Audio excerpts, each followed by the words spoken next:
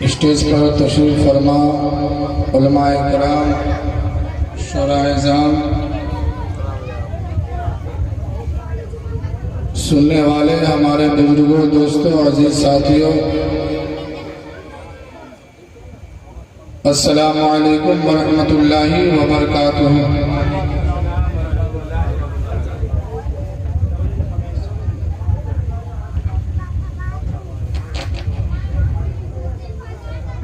नहमदुहु व नुसल्ली अला रसूलिहिल करीम,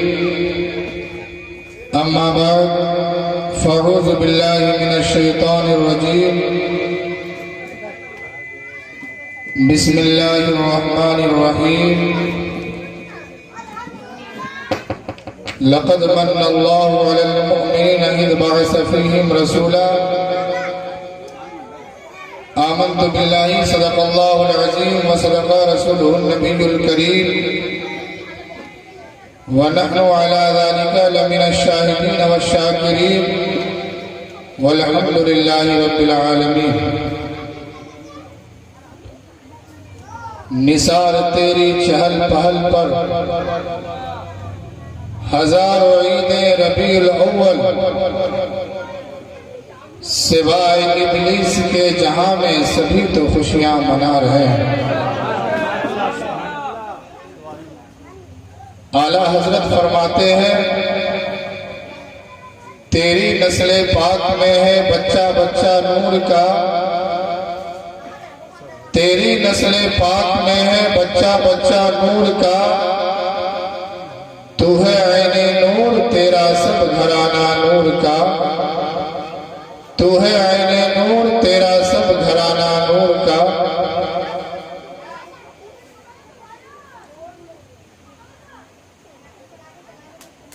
हमारी और आपकी खुशनसीबी है कि जहां हम और आप न जाने सुबह से शाम तक, फिर रात से सुबह तक, न जाने हम लोग कितना गुनाह करते हैं।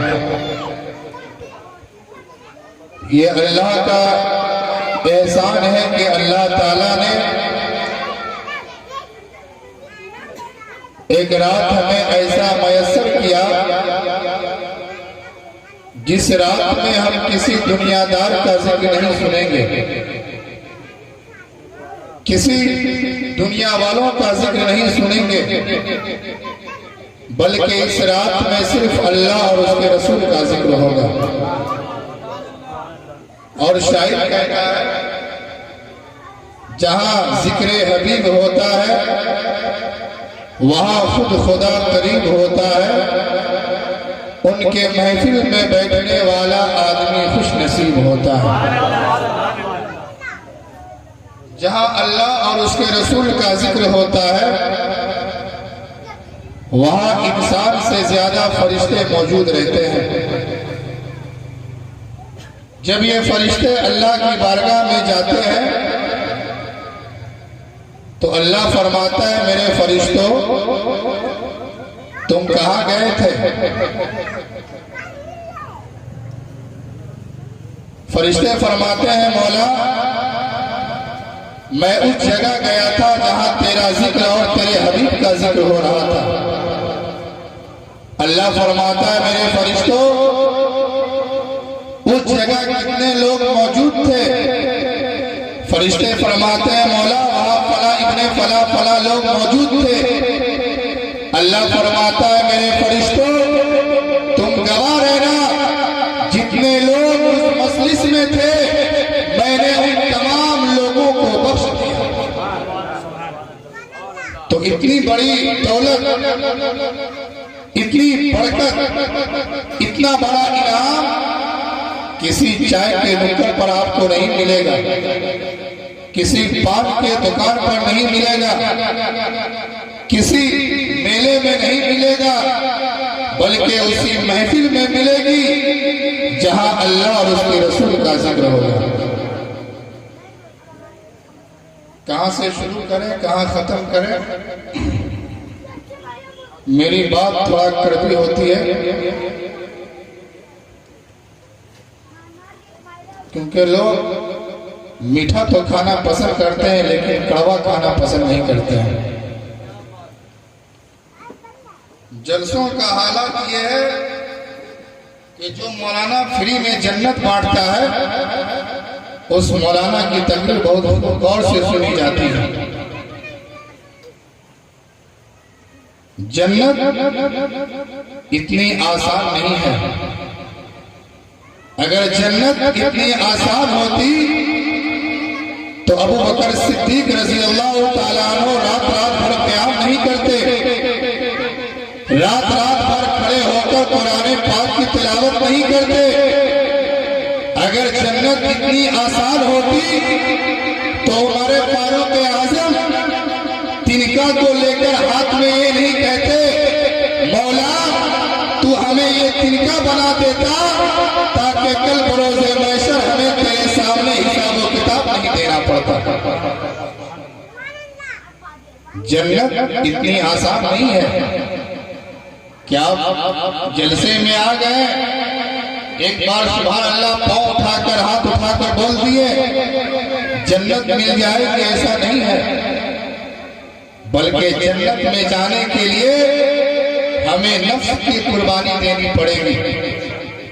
जन्नत में जाने के लिए अल्लाह की रज़ा हासिल करनी पड़ेगी। जन्नत जाने के लिए रसूलुल्लाह की मोहब्बत अपने दिल में बसाना पड़ेगा और जन्नत जाने के लिए रसूलुल्लाह के अहले बैत से हमें मोहब्बत करनी पड़ेगी, तब हमें जन्नत जाने का सर्टिफिकेट मिलेगा। मुझ जैसा गुनहगार मौलवी आपको जन्नत कैसे पहुंचा सकता है? हम जैसा गुनहगार मौलवी आपको जन्नत की सर्टिफिकेट कैसे दे सकता है? एक हदीस सुन लीजिए।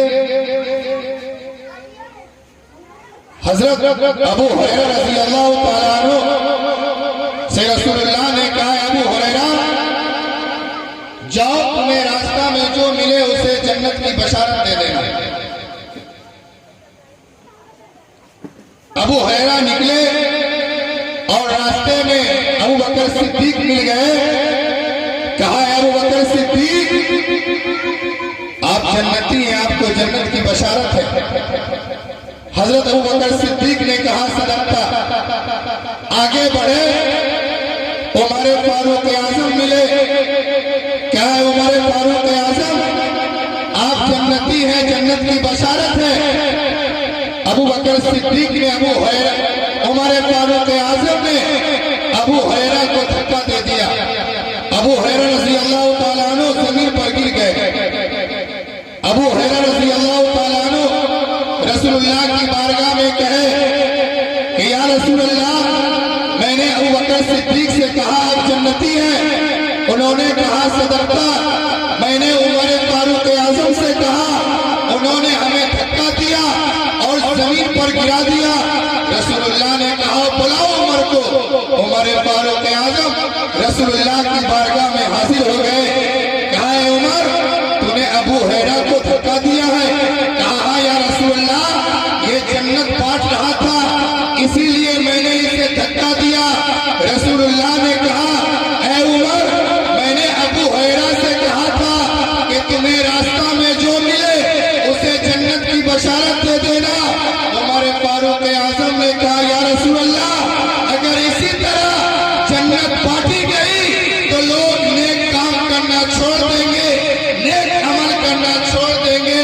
तो रसूलुल्लाह ने कहा, ऐ उमर तुम ठीक ही कह रहे हो, अब इस तरह किसी को जन्नत की बशारत नहीं दी जाएगी। तो रसूलुल्लाह सहाबा से कह रहे हैं और सहाबा रसूलुल्लाह से कह रहे हैं, या रसूलुल्लाह इस तरह जन्नत बांटी गई तो फिर कोई नेक अमल नहीं करेगा, नेक काम नहीं करेगा। इसलिए हम जन्नत जाने का रास्ता आसान तरीके से हम नहीं बताते हैं।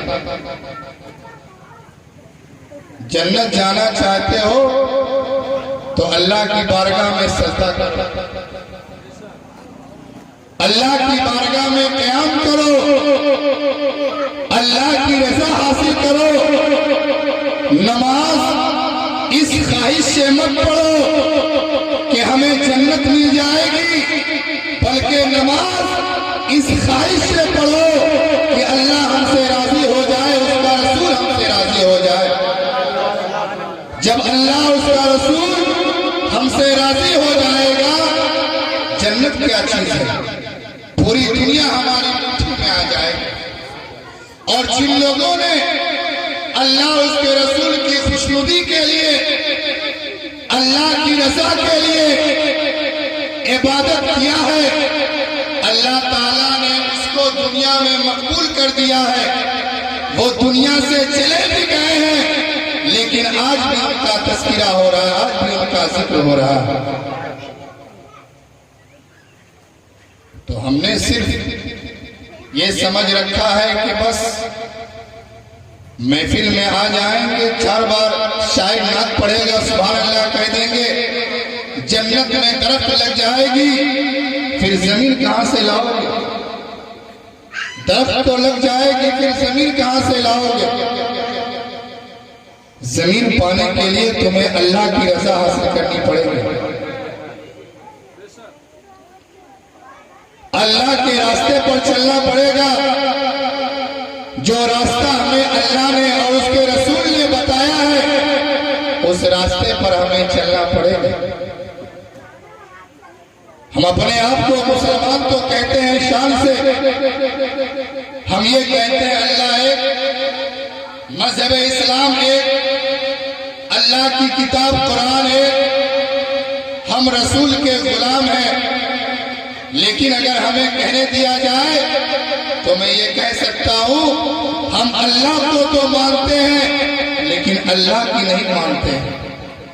हम रसूल को मानते हैं लेकिन रसूल की नहीं मानते हैं। हम कुरान को मानते हैं लेकिन कुरान की नहीं मानते हैं। अब कहेंगे मौलाना ये कैसे हो सकता है? हम अल्लाह को भी मानते हैं, अल्लाह की बात भी मानते हैं, रसूल को भी मानते हैं, रसूल की बात भी मानते हैं, कुरान को भी मानते हैं, कुरान की बात मानते हैं। तो मैं कहूँगा ये गलत बात है। अगर मैंने अल्लाह को माना, अल्लाह की बात भी मानेंगे। अब अल्लाह की बात हम कैसे नहीं मान रहे हैं? वजह यह है कि हम अल्लाह को तो मानते हैं, लेकिन अल्लाह ने हमें जो हुक्म दिया है उस हुक्म पर हम अमल नहीं करते हैं। इसीलिए मैं कहता हूँ, हम अल्लाह को मानते हैं लेकिन अल्लाह की नहीं मानते हैं। हम रसूल को मानते हैं लेकिन रसूल की नहीं मानते हैं। इसलिए रसूलुल्लाह ने हमें जो तरीका बताया है, ऐ लोगों, ऐ मेरे उम्मतियों, खाना इस तरह खाना चाहिए, पानी इस तरह पीनी चाहिए, शादी ब्याह इस तरह करनी चाहिए, निकाह आसान तरीके से करना चाहिए, नमाज हमारे आंखों की ठंडक है। यहाँ पर कितने लोग हैं जो रसूलुल्लाह की इन बातों पर अमल करते हैं? इसीलिए मैं कहता हूँ, हम रसूल को तो मानते हैं लेकिन रसूल की नहीं मानते हैं। हम कुरान को मानते हैं लेकिन कुरान की नहीं मानते हैं। कहेंगे मौलाना कैसे? हम कुरान को भी मानते हैं, कुरान की भी मानते हैं, लेकिन कुरान को हम मानते हैं लेकिन कुरान की हम नहीं मानते हैं। इसलिए कि जब हम कुरान को पढ़ेंगे, उसी कुरान में लिखा है लानतुल्लाहि अलल काज़िबीन, झूठों पर अल्लाह की लानत होती है। जब हम इसी कुरान को पढ़ेंगे, इसी कुरान में लिखा है शराब पीना हराम है, शराब को हाथ मत लगाओ। कितने मुसलमान हैं जो शराब पीते हैं और झूठ भी बोलते हैं और बहाना लगाते हैं। क्या करें इमाम साहब, कारोबार में झूठ बोलना पड़ता है। कारोबार में शरीयत झूठ बोलने की इजाजत नहीं देती है। आप उससे मुनाफा कमाइए लेकिन झूठ बोलकर मुनाफा मत कमाइए। सच बोलकर आप जितना चाहें मुनाफा कमा सकते हैं, शरीयत इसकी इजाजत देती है। तो मैं आपसे कहना चाहता हूं, अल्लाह और उसके रसूल की खुशनुदी के लिए अल्लाह और उसके रसूल की रजा के लिए जिन लोगों ने अपनी जिंदगी बसर किया, जिन लोगों ने अपने जिंदगी को उसी फरमान के मुताबिक अपनी जिंदगी को बसर किया, वो दुनिया में भी कामयाब है और आखिरत में भी कामयाब है। कितने लोगों को फराज़ वज़ू मालूम है? कितने लोगों को फराज़ गुस्ल मालूम है? कितने लोग हैं जिन्हें मस्जिद में दाखिल होने की दुआ याद है? मस्जिद में कौन सा पाँव पहले रखना चाहिए? कितने लोगों को ये मालूम है कि मस्जिद से जब बाहर निकले हम कौन सा पाँव बाहर निकालें, क्या दुआ पढ़े? खाना खाने से पहले क्या पढ़ना चाहिए? दावत तो हम रोज खाते हैं, लेकिन दावत खाने की दुआ भी हमें याद नहीं है। हम कैसे मुसलमान हैं? हम नमाज पढ़ते हैं और नमाज पढ़कर ये कहते हैं कि हमें नमाज में सुकून नहीं मिला। जब आपकी वज़ू ही सही नहीं होगी तो आपकी नमाज भी मुकम्मल नहीं होगी। जब ये नमाज आपकी मुकम्मल नहीं होगी तो फिर इस नमाज पर पढ़ने के बाद आपको सुकून भी नहीं मिलेगा। तो आपने कभी मदरसा गया? आप कभी मदरसा गए? कभी मस्जिद गए? कि इमाम साहब गुस्ल के फराइज कितने हैं थोड़ा बता दें। निजासत लगने के बाद हम कपड़ा किस तरह पाको साफ करेंगे, इमाम साहब बता दीजिए। नमाज में रुकू किस तरह करनी चाहिए, थोड़ा हमें बता दीजिए। नमाज में हमें सजदा किस तरह करनी चाहिए, हमें बता दीजिए। नमाज में कायदा आखिरा किस तरह करनी चाहिए, हमें बता दीजिए। नमाज में हम तिलावत कैसे करेंगे, थोड़ा हमें तलफ़्फ़ुज़ सही करवा दीजिए। कभी आप इमाम के पास गए? कभी किसी आलिम के पास आप गए? किसी हाफिज के पास आप गए? आपका तो सुबह से शाम इमाम की बुराई नजर आती है। इमाम साहब आज पान खा लिए हैं, इमाम साहब आज किसके साथ ज्यादा घूमे हैं, इमाम साहब किसके घर में जाकर चाय पिए हैं, इमाम साहब ज्यादा किसके साथ रहते हैं। हम यही चीज ज्यादा गौर से देखते हैं, लेकिन हमें तो कहा गया है अल उलमा वरसतुल अंबिया, अंबिया के वारिस उलमा है।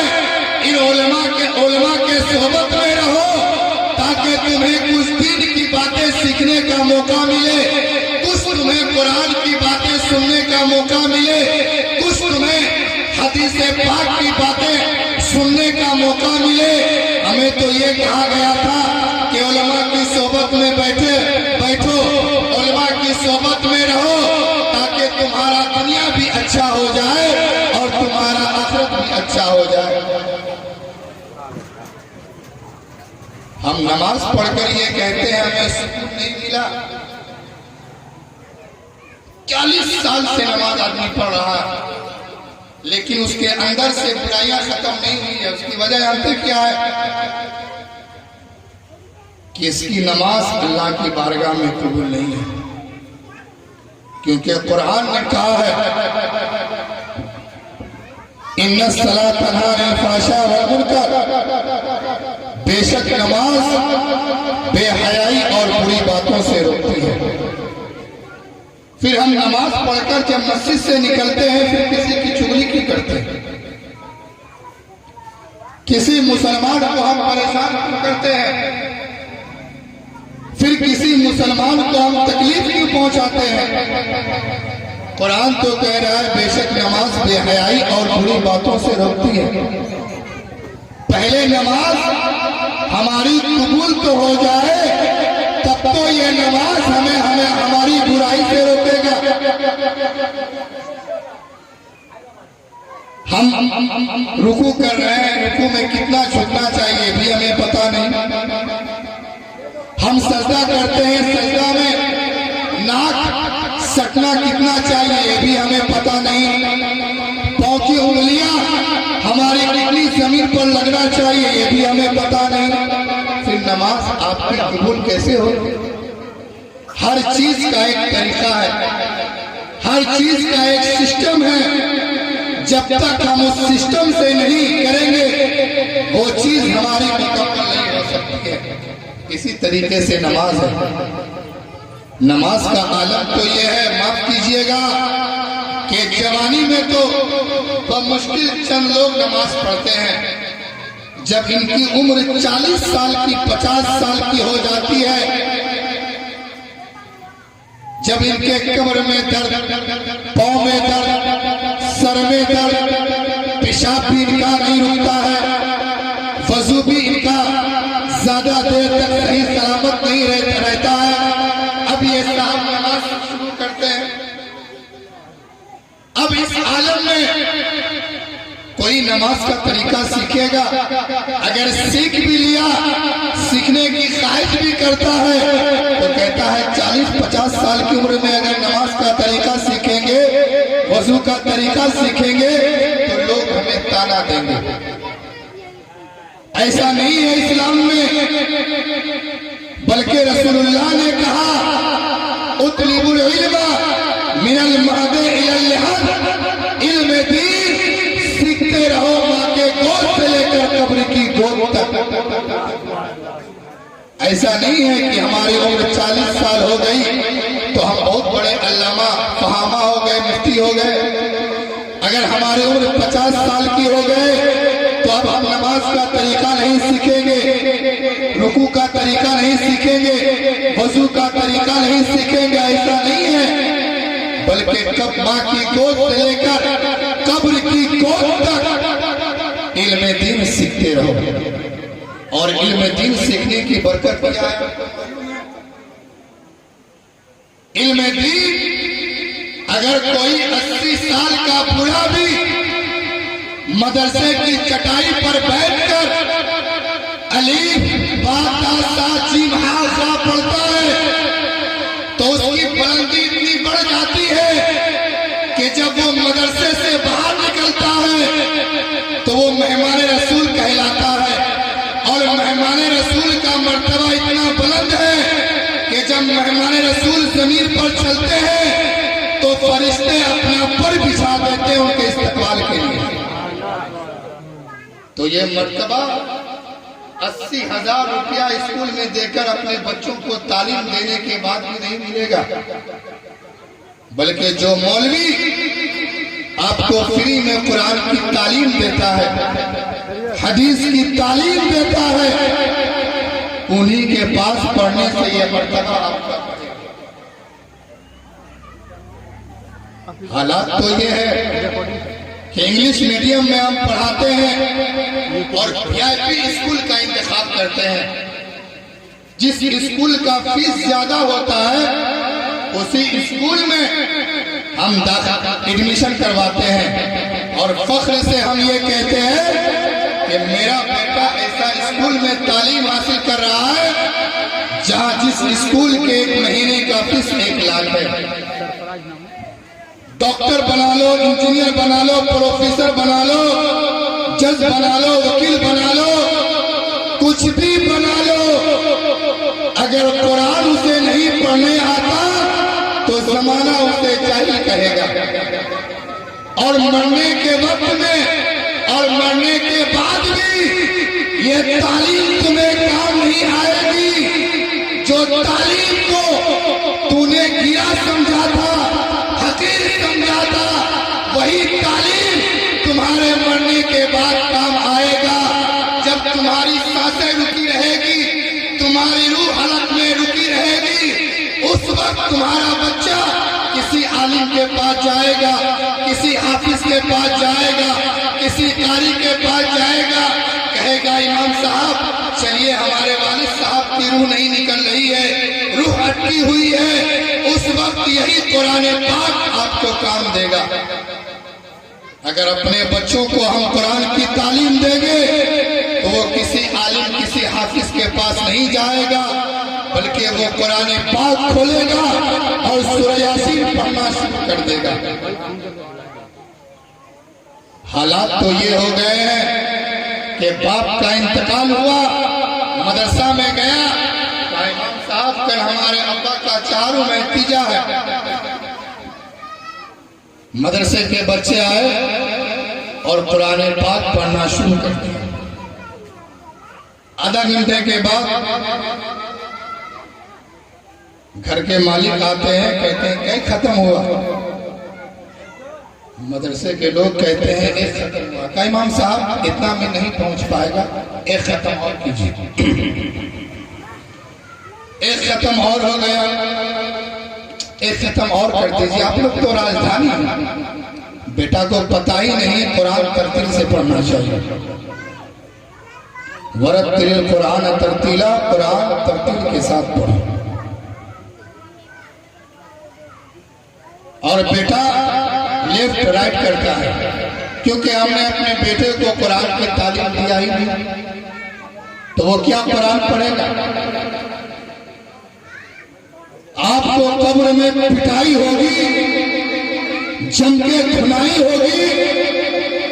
जिस बेटे के लिए आपने चोरी करके, हराम कमाई करके, नमाजें छोड़कर, दौलत जमा करके बिल्डिंग बनाया, आपके मरने के बाद बिच्छू आपको काटेगा, सांप आपको डस मारेगा।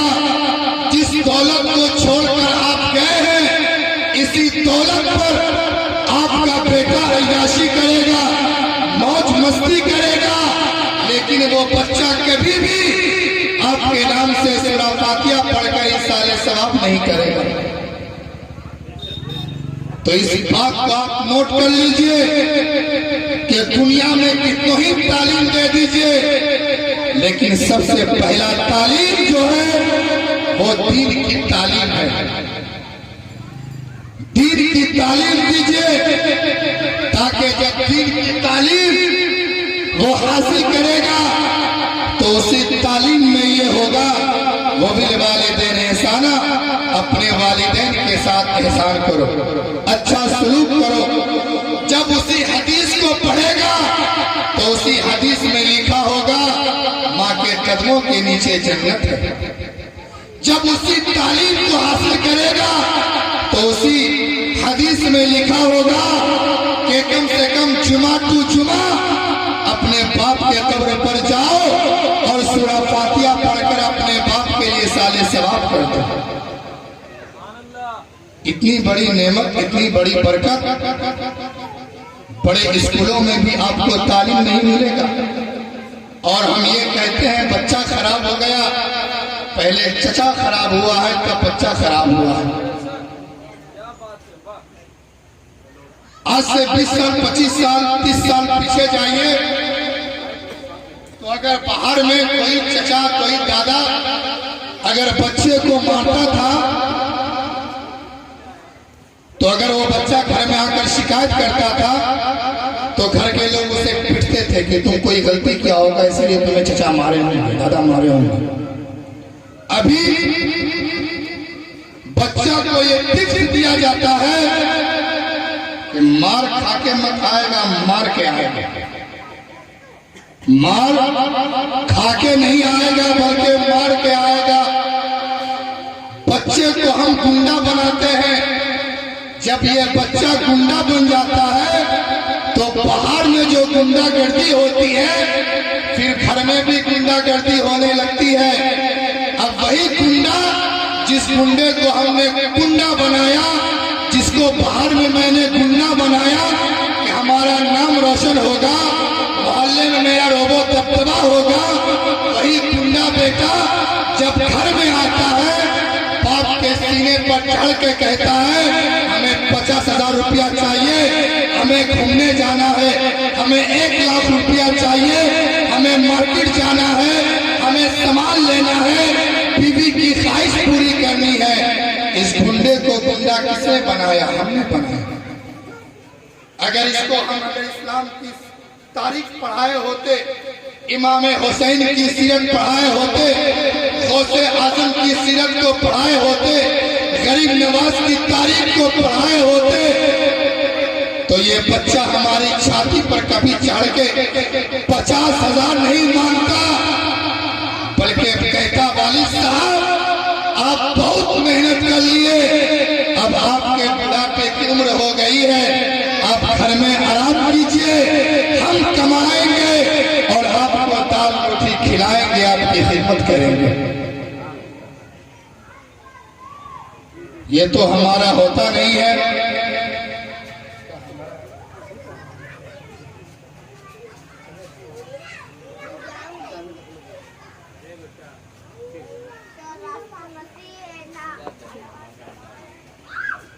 तकरीर नसीहत वाली होनी चाहिए। मेरे गला में इतना आवाज है कि आप माइक हटा के दीजिएगा, हम वहां तक आवाज पहुंचा दें। बगैर माइक का हम तरावी पढ़ाते हैं और सब मुक्तदी सुनता है।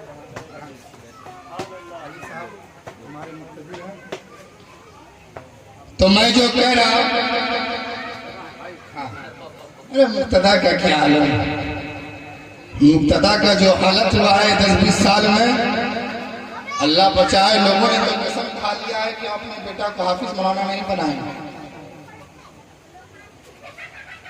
मदरसे में मुसलमान के 1% बच्चे पढ़ रहे हैं। इसकी वजह क्या है? इसकी वजह यही है कि हमने जो आजकल मौलानाओं का इस्तेमाल शुरू किया है, इमामों का जो हमने अदब व एहतराम करना शुरू किया है, लोग इससे घबरा गए हैं। लोग इतना घबरा गए हैं कि अगर अपने बच्चे को हम हाफिज बना देंगे तो हमारे बच्चे का बहुत ज्यादा इस्तेमाल होगा। गलत फहमी में मत रहिए। कल के जो इमाम थे उनको बादशाह माना जाता था, उनको रहबर माना जाता था, और कल के जो बादशाह थे, जब उनका कोई मामला फंसता था तो वो इमाम के पास आया करते थे। जो उस वक्त के बादशाह होते थे, उस दौर के बादशाह इमाम के पास आते थे और इमाम साहब से कहते थे, इमाम साहब ये हमारा मामला फंस गया है, हमें थोड़ा मसला का हल बता दीजिए, हमारा कैसे मसला हल होगा। लेकिन आजकल जानते हैं क्या कहा जाता है? जो 10 साल मदरसे की चटाई पर बैठकर आलिम बना, जो न जाने कितनी मेहनतों मुशक्कत के बाद पूरे कुरान को अपने सीने में बसाया, उसके बारे में कहा जाता है इमाम साहब का काम है नमाज पढ़ाना, और इनका काम क्या है? मर्दूद, इनका काम तुम्हारा निकाह भी पढ़ाना है, इनका काम जब तुम पैदा होते हो अजान भी देना है, और जब तुम मर जाते हो तुम्हारा जनाजा भी पढ़ाना है, और जब तुमको कब्र में उतार दिया जाता है उसका फातिहा भी पढ़ना है। और आजकल के सदर सेक्रेटरी को तो अल्लाह बचाए, पहले लोग सदर सेक्रेटरी बनते थे, जन्नत में के मस्जिद मदरसे का खिदमत करेंगे हमें जन्नत मिल जाएगी। आजकल तो कुछ सदर सेक्रेटरी इसलिए बनता है कि हमारा नाम रोशन हो, और उनकी इतनी गुंडागर्दी होती है मस्जिदों में कि इमाम साहब बेचारा मजलूम क्या, मजलूम का मजलूम भी बन जाता है। ये आलम है सदर सेक्रेटरी का, और जो कल के सदर सेक्रेटरी थे उनका आलम क्या था, मिंबर का आलम क्या था। आजकल के सदर सेक्रेटरी बेनमाजी, शराबी, कबाबी, 10 को लौंडा कह दिया फल्ला भाई सेक्रेटरी बनेगा, अब इसको सेक्रेटरी बना दिया गया। जो मस्जिद में नमाज नहीं पढ़ने आता हो उसको इमाम की क्या खबर, उसको मस्जिद की क्या खबर, उसको मस्जिद की क्या खबर। अब मुक्तदी को परेशानी होगी तो सेक्रेटरी को तलाश करेगा, सेक्रेटरी साहब कहाँ है, सेक्रेटरी साहब कहाँ है। अब सेक्रेटरी साहब कल आएंगे तो वजू का नल ठीक करेंगे, पंखा ठीक करेंगे। अगर हमारे मस्जिद का सेक्रेटरी नमाजी होता तो उसे हमें कहना नहीं पड़ता, बल्कि वो नमाज में आता और देख लेता कि हमारे मुक्तदी को क्या परेशानी है, हमारे इमाम को क्या परेशानी है, हमारे मुअज्जिन को क्या परेशानी है। तो हमारा आलम यह है, बस आखिरी बात कहकर खत्म करता हूं कि कल के मुतवल्ली, कल के सदर सेक्रेटरी का आलम क्या था। औरंगजेब बादशाह का आपने नाम सुना होगा, औरंगजेब बादशाह का आपने नाम सुना होगा। दिल्ली के जामा मस्जिद के ये मुतवल्ली थे। वहां के मस्जिदों का आलम था कि इमाम आते थे, चले जाते थे। एक दिन रहे चले गए, 2 दिन रहे चले गए, 3 दिन रहे चले गए। एक इमाम साहब आए और जोहर की नमाज पढ़ाने के लिए मसल्ला पर पढ़े। नमाज का वक्त हो गया। इमाम साहब ने मौजिन से कहा कि तकबीर पुकारो। मौजिन साहब ने कहा अभी बादशाह सलामत नहीं आए, मुतवल्ली साहब नहीं आए। इमाम साहब ने कहा वक्त हो गया है, अब किसी का इंतजार नहीं होगा, तकबीर पुकारो, नमाज होगी। तकबीर पुकारी गई, लोग नमाज मुक्तदी खड़े हो गए और मुक्तदी लोग नमाजी में सोच रहे हैं कि कल के इमाम जो आते थे वो 2-4 दिन रहते भी थे, ये तो जोहर पढ़ाएंगे, इनको असर पढ़ाने के भी मोहलत नहीं दी जाएगी। औरंगजेब बादशाह आए, जमात में शामिल हुए और जब इमाम साहब सलाम फेर लिए और औरंगजेब बादशाह सलाम फेरने के बाद खड़े हुए, तमाम मुक्तदी की सांसें रुक गई कि बादशाह खड़ा हुआ है, ये पता नहीं क्या फरमान सुनाएगा, पता नहीं ये क्या फरमान लेकर आया है। औरंगजेब बादशाह ने कहा कि कल के इमाम जो आते थे चले जाते थे इसलिए कि वो दिल्ली के बादशाह से डरता था, अब ये इमाम नहीं जाएगा इसलिए कि दिल्ली के बादशाह से नहीं डरता है, बल्कि जो पूरी दुनिया का मालिक है उससे ये इमाम डरता है। अब ये इमाम नहीं जाएगा बल्कि जिंदगी भर ये इमाम यही इमामत करेगा। तो इमाम को चाहिए कि लीडर के साथ रहे, ये लुच्चे लफंगे सदर सेक्रेटरी से न डरे। जिन हरामखोरों को वजू का तरीका नहीं मालूम, गुस्ल का तरीका नहीं मालूम, नमाज का तरीका नहीं मालूम, ये हरामखोर इमाम पे क्या हुकूमत करेंगे। ये हरामखोर इमाम की क्या हुकूमत करेंगे। इनको तो पहले नमाज का तरीका इमाम से सीखना चाहिए, वजू का तरीका सीखना चाहिए, गुस्ल का तरीका सीखना चाहिए और ये पूछना चाहिए इमाम साहब ये पैसा आया है, इनको सही तरीके से कहाँ खर्च किया जाए। अवाम ने जो हमें अमानत दी है इस अमानत को कहाँ खर्च किया जाए, ये होना चाहिए। बस बहुत ज्यादा हो गया है। आलिम के करीब जाइए, आलिम की खिदमत कीजिए, आलिम से कुछ सीखिए। कुछ नहीं मालूम है तो आलिमों से दर्स हासिल कीजिए। बस मैं इतनी बातों पर अपनी तरफ करता हूँ। आखिर दावाना अल्हम्दुलिल्लाह।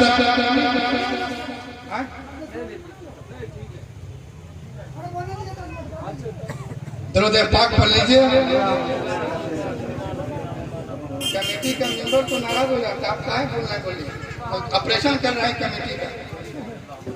दरूद पाक पढ़ लीजिए। अल्लाह रब्बु मुहम्मद सल्लल्लाहु अलैहि वसल्लम नहनु इबादु मुहम्मद सल्लल्लाहु अलैहि वसल्लम सलातो व सलाम अलैका या रसूल अल्लाह सल्लल्लाहु तआला अलैहि वसल्लम। मुर्शिद भाई नहीं है आपके पीछे। अरे अल्लाह ऐसे सेक्रेटरी को सलामत रखे जिन्होंने अपने मस्जिद और मदरसे का सदर किसी आलिम को बनाया है। यहाँ के लोगों का मैं इस्तकबार करता हूँ, नहीं तो इमाम को सुसाइड कर लेगी, आवाम सुसाइड कर लेगी। इमाम साहब बिहार से आकर सदर बने हुए आदमी नहीं है, लेकिन असल में ये जो पोस्ट है सदारत का, ये कोई आलिम ही कर सकता है। ओहदा का हुकूक होता है, समझते हैं ना, ओहदा का हुकूक होता है, उसके कोई सिस्टम होते हैं। अगर हम इसके हुकूक अदा नहीं कर पाएंगे तो कल बरोज़े महशर हमें हिसाब और किताब देना पड़ेगा। तनख्वाह इमाम की, मस्जिद आदमी को टान टान के बुलाता है। देखिए ना मस्जिद मेरा कितना खूबसूरत है। बेटा यो पूछवाओ कि इमाम साहब को कितना कम तनख्वाह देकर मस्जिद बना रहे हो? पूछे हो कभी इमाम साहब इतना कम तनख्वाह में अपनी जरूरत कैसे पूरी कर रहे हैं? मार्बल लगा दिए, ग्रेनाइट लगा दिए, बिस्तल्ला बना दिए हैं। कल बरोज़े महशर सुन लो, कल बरोज़े महशर ये तुमसे नहीं पूछा जाएगा कि तूने टाइल्स लगाया कि नहीं लगाया, ग्रेनाइट लगाया कि नहीं लगाया, एसी लगाया कि नहीं लगाया, बल्कि आपसे ये पूछा जाएगा जो इमाम आपके यहाँ खिदमत कर रहा था उसको तूने पूरा तनख्वाह दिया कि नहीं दिया। ये आपसे सवाल किया जाएगा, ये आपसे पूछा जाएगा। एक मजदूर जो दिन भर मजदूरी करता है उसकी भी मजदूरी अभी 500 रुपया है। इस मजदूर से भी गया गुजरा इमाम को बना दिया गया है। लेकिन अल्लाह का करम है कि अल्लाह ने इन आलिमों का इतना मर्तबा बुलंद किया है कि अल्लाह ताला का इतना करम है कि उलमा को वहां से रिस्क दिया जाता है जहां से अंबियाए किराम को रिस्क दिया जाता है। इस सदर सेक्रेटरी सोचता हम तनख्वाह नहीं बढ़ाएंगे तो इनको नुकसान पहुंचेगा।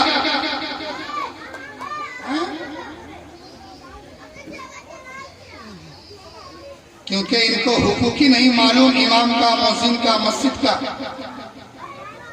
हफ्ता में एक दिन आएगा इमाम साहब असर में नहीं थे, इमाम साहब कल मगरिब में नहीं थे, मजदूर तुम आते हो मस्जिद नमाज पढ़ने के लिए तो तुमको खबर रहेगा, हम कहते रहते हैं। जो मस्जिद आएगा उसको मस्जिद की खबर मिलेगी, इमाम की खबर मिलेगी, मौज़िन की खबर मिलेगी। तो अल्लाह करम से यहाँ भी मस्जिद तामीर हो रही है। आप हज़रात से गुजारिश की जा रही है जहाँ आप अपनी ज़रूरियात को पूरी करते हैं उस ज़रूरियात में से एक ज़रूरियात को बना लीजिए कि हर महीना हम 100 रुपया इस तामीर मस्जिद में देंगे। ये 100 रुपया मेरा कैसे बनेगा? 10 रुपया महीना में घट रहा है। रोजाना बाजार से आइए, बाजार से आइए, एक बोटी गोश्त कम हो जाए तो हो जाए, लेकिन 5 रुपया बचा कर लाइए और डब्बा में रख लीजिए। जब एक महीना 5 रुपया रखेंगे तो यकीनन ये 5 रुपया 30 दिन के बाद 150 रुपया बन जाएगा। जब ये 150 रुपया हो जाए मुर्शिद भाई के पास दे दीजिए, कहिए कि मेरा ये 150 रुपया तामीरी काम में लगा दीजिए। तो हर दिन का ये मामूल बना लीजिए कि बाजार अगर 200 का करते हैं तो आज से ये अल्लाह के वास्ते हाथ कर लीजिए कि 195 रुपये का बाजार करेंगे और 5 रुपया तामीर मस्जिद में देंगे। हमारी माँ बहनें अगर मैं का आवाज जा रहा हो तो वो भी सुन ले। अगर आप 200 का बाजार करते हैं तो कल से हाथ कर लीजिए कि मौला हमारे बाल बच्चों के कारोबार में तरक्की दे दे। आज से हम 195 का बाजार करेंगे और 5 रुपया रोजाना हम तामीर मस्जिद में देंगे ताकि तेरा घर भी बन जाए और मेरा घर भी आबाद हो जाए। आज से हाथ कर लीजिए, बस आप ही का काम कर रहे हैं मौलाना, बस खत्म करते हैं। आखिर दवाना अल्हम्दुलिल्लाह रब्बिल आलमीन। अगर हमारे कहने में, आपके सुनने में अगर अगर कोई शरी गलती रह गई हो तो आइए अल्लाह की बारगाह में तौबा करते हैं। अस्तगफिरुल्लाह रब्बी मिन कुल्लि ज़ंबि व अतूबु इलैह। ला इलाहा इल्लल्लाह मुहम्मदुर रसूलुल्लाह सल्लल्लाहु तआला अलैहि वसल्लम। अस्सलामु अलैकुम व रहमतुल्लाह।